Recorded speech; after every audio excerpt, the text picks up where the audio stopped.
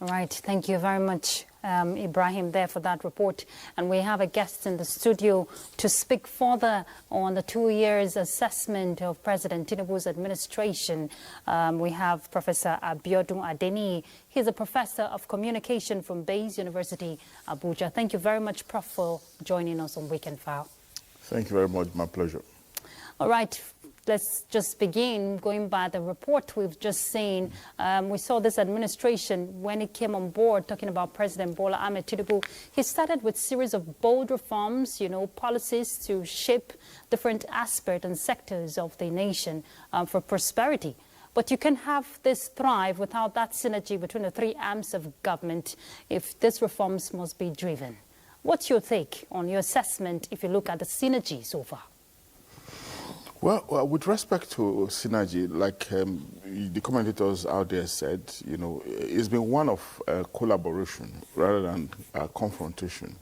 One of being partners, ready to synergize, trying to understand themselves, and of course, yes, it's a trinity, almost coordinated jurisdiction, but we have the executive often taking the lead in policy directions, while the judiciary mediates, and not just between these two arms, but in every other matter. In the last 2 years, there has been seamless. Their partnership has been seamless, and we have seen how it has led to the smooth processing of policies and policy directions.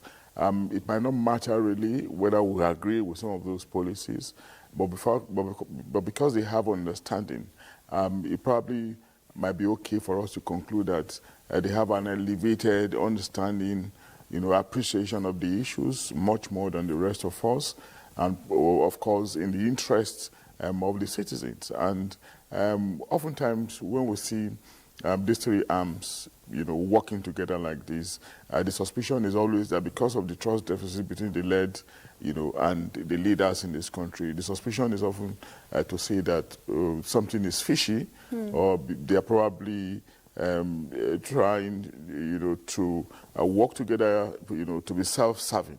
But again, we also know it may not necessarily be so. In the past, when we have seen confrontation, disagreement between the executive and the legislature, for instance, we also saw how things slowed down, even though in sections appreciated the progress, the kind of tension and contention that happened those times. But this may not often be good, for a democratic system that is in want of development, in want of policy implementation, and that is yearning, to meet the aspirations of the people.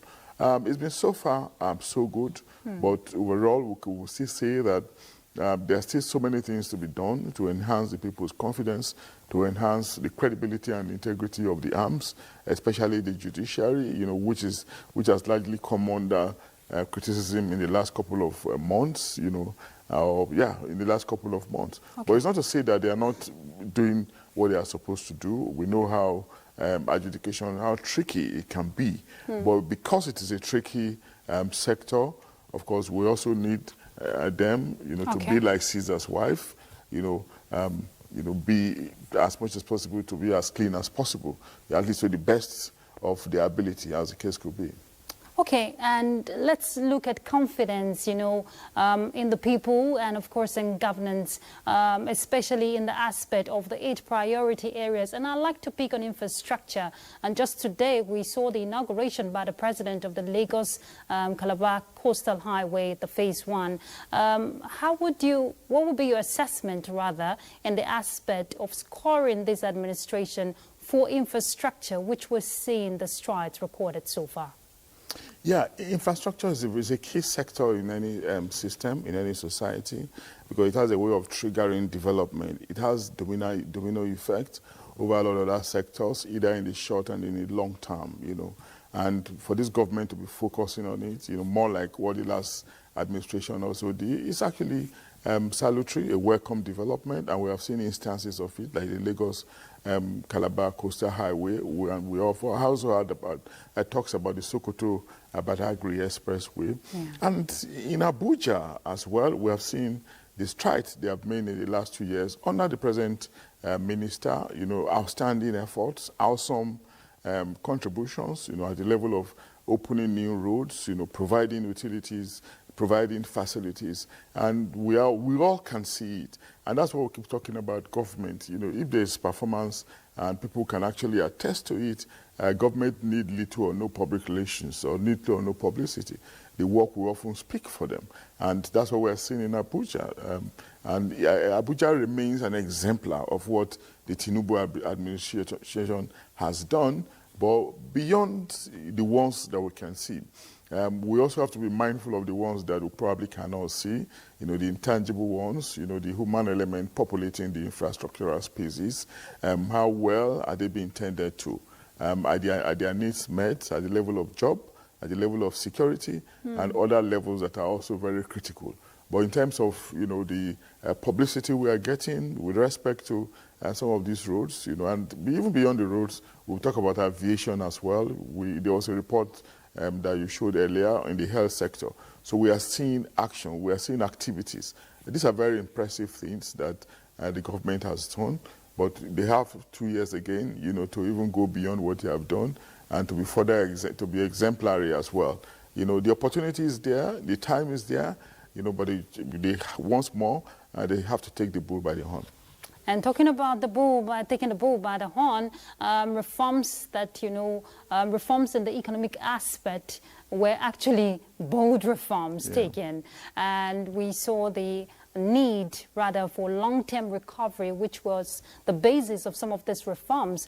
But people want to see immediate response. But if we want to look at the recovery plan, going by the tax, expanding the tax-based system to enhance government revenue, unification of, forex, and all of that, would you say that the impact is yielding the necessary result desired? Yeah, economic reform, can be equally complicated, because the economy, like Karl Marx told us many years ago, is a mainstay. It is an infrastructure on which other superstructure lay. So it's not been surprising, with the courage that the president showed, unifying the exchange rate, removing oil subsidy, and of course, reviewing the price of electricity. We have seen the domino effect it has on goods and services. Yes, the people felt it, and there was a clamor for cushion, which the government somewhat responded to.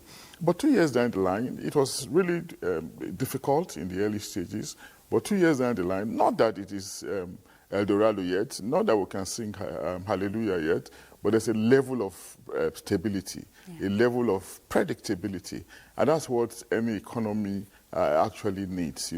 We are not seeing a free fall of the naira anymore. There's a stability, even though it's still not where we want to be.